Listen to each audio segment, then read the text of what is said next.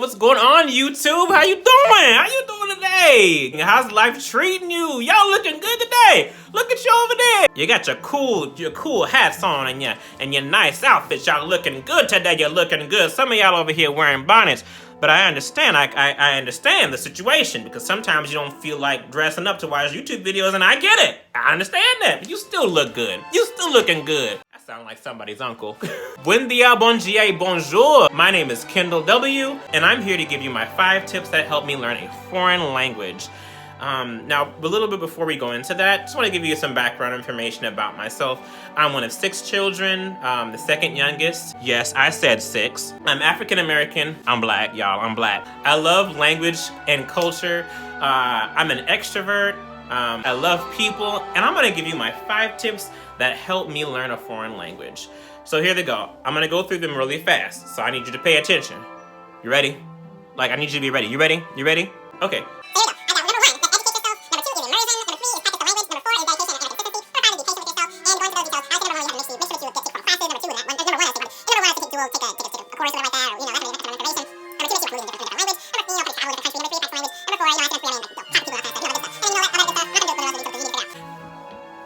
All right, did you get it?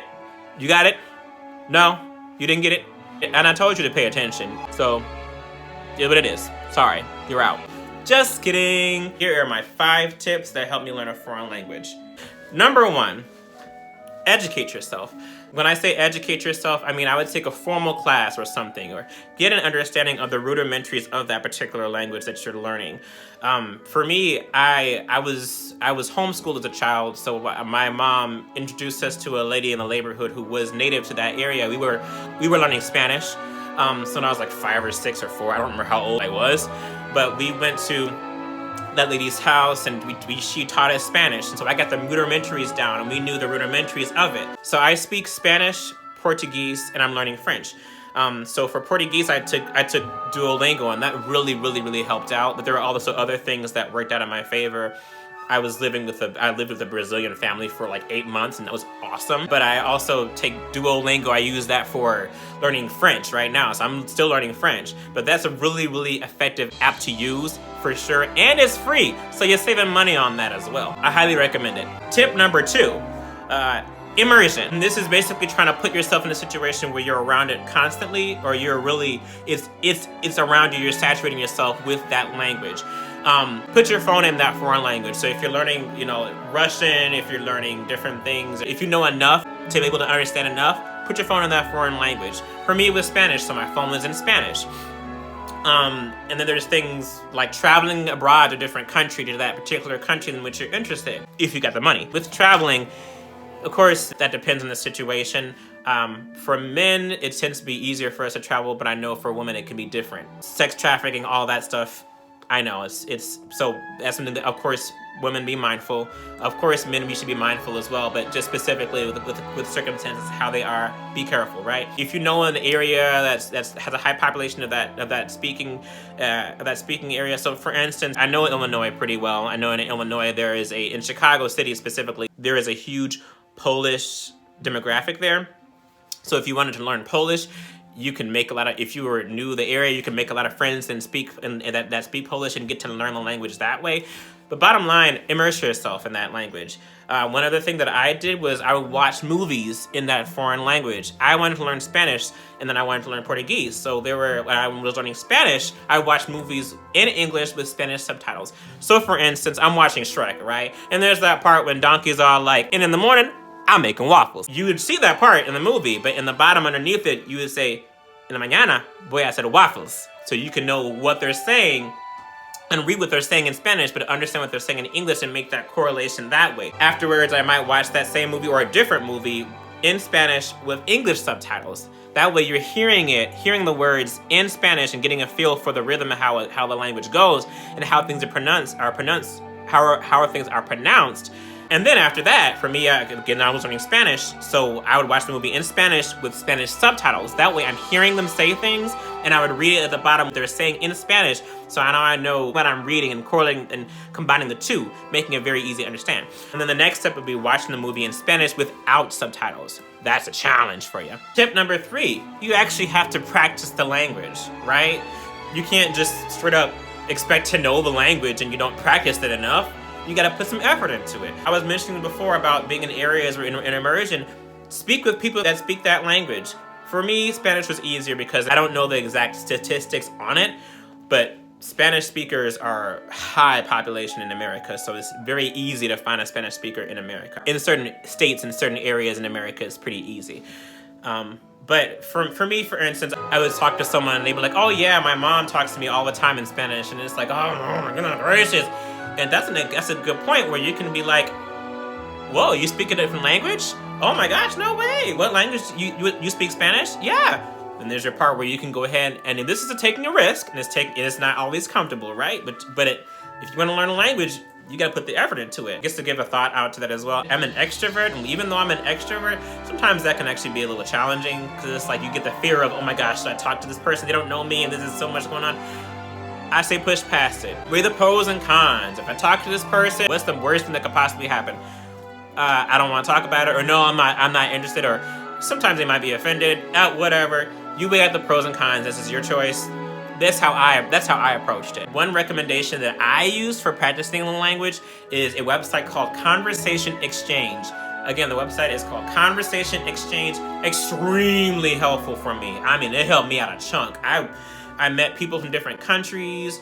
I conversed with them over chat first. It's literally a website where you meet people who want to learn your language. You put in specifications. I'm an English speaker that wants to learn, I'll say Spanish. I want to learn Spanish. They have a lot of options on there. There's Russian, there's Portuguese, there's Japan, all of them. You can search pretty much any country to see what language that people speak and whatnot that you want to learn there. You can even find someone in your own state or your own area that speaks language if they register on that website. And it's up to you. Again, keep in mind, some people out there are crazy. I have not had a negative experience with the website, but be careful. You never know what could happen. Sometimes people can do crazy things, but I have not had a bad experience with it, so I'm recommending it hardcore. It's awesome. It's a great website to learn a foreign language and to practice it with someone that is native to that language. Tip number 4, dedication and/or consistency. Even if you take a break from learning the language, you can come back to it. For instance, for me, I'm learning French. I started learning it and I'm taking a break from it because I don't have that type of patience right now to learn it. But I guarantee I'm coming back to it in a couple of months or a couple of weeks or maybe even a year. I don't know, but I will come back to it because I want to finish learning that language. That's the dedication piece of it. Now the consistency piece is maybe you can allot a certain day or a certain time and say, I'm gonna practice this thing at this time on these days. Bottom line, you just either want to do consistency or dedication. You gotta make sure that you gotta stick with it. You can't just not do it anymore and say, I don't care anymore. You gotta stick with it, or else you won't learn the language. You can't learn it if you don't keep pushing through on it. Tip number 5, be patient with yourself. It takes time to learn a language. You may not be at the point that you want it to be for a year or a couple of years. It took me about 5+ years to get to the point where I am with speaking Spanish. And I'm still learning, to be honest. So be patient with yourself.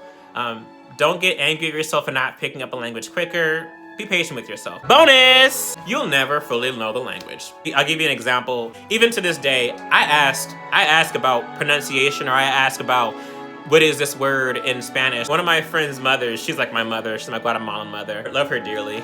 I would say stuff like, oye mamá, tengo información sobre un evento que estamos haciendo este fin de semana que viene, que quería darla. ¿Puedo dársela? Oh, pues sí, mi hijo, por supuesto. Y también, por cierto, quería decirte que la palabra no es darla, es darle.